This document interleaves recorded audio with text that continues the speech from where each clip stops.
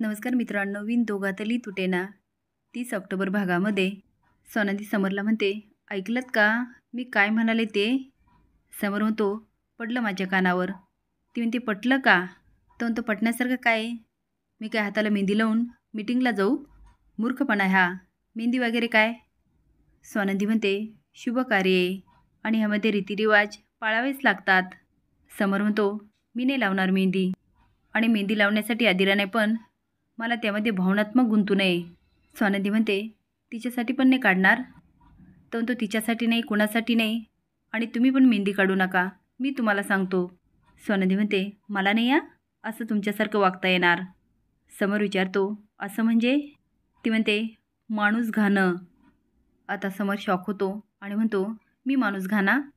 अरे, तोंडाला येईन ते बोलताय. आता यामध्ये माणूस घाण्याचा काय प्रश्न येतो? नाही आवडत तर नाही आवडत, एखाद्याला नाही आवडू शकतं. सोनाली म्हणते, हो, पण कधीकधी दुसऱ्यासाठी करावं लागतं. आता समर काय ऐकत नाही आणि फोन ठेवतो. आदिरा विचारते, काय म्हणाले नंदूताई? आता काढणारेच ना मेहंदी? समर म्हणतो, हा नाही म्हणजे? आदिरा टाळी वाजवते आणि हसत म्हणते, म्हणजे काढणार. आजी म्हणते, पिंट्या बस बस बस, मेहंदी काढ. पण अंशुमानचा मात्र खूप जळफळाट होतो आणि तो मल्लिकाकडे जातो आणि म्हणतो, ही आदिरा पण ना जरा जास्तच करते. मल्लिका विचारते, आता काय केलं तिने? तो अगं, तो समर दादा मेहंदी काढायलाच तयार नव्हता, पण हिने त्या सोनंदीला फोन लावला आणि हा लगेच मेहंदी काढायला तयार झाला. मल्लिका म्हणते, काढू दे त्यांना मेहंदी. त्यांच्या मेहंदीचा कसा बेरंग करायचा हे मला चांगलंच माहिती आहे. अंशुमन म्हणतो, मॉम प्लीज, तू नेहमी असं काही करायचा प्रयत्न करते आणि तूच तोंडावर पडते. मल्लिका म्हणते, मी प्रयत्न तरी करते, तू काय करतोस?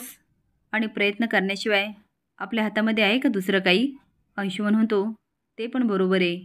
आता मेहंदीसाठी आदिरा छान तयार होऊन येते. तिला बघून समर पुन्हा हळू होतो. ती पिंट्या दादा, काढायची ना मेहंदी? तो आता स्माईल करून मान हलवतो. सोनंदी पण मेहंदीसाठी मस्त तयार होते. ती बाहेर आल्यानंतर सगळे तिच्याकडे बघत राहतात. एकजण म्हणते, सोनंदी छान दिसतेस हां.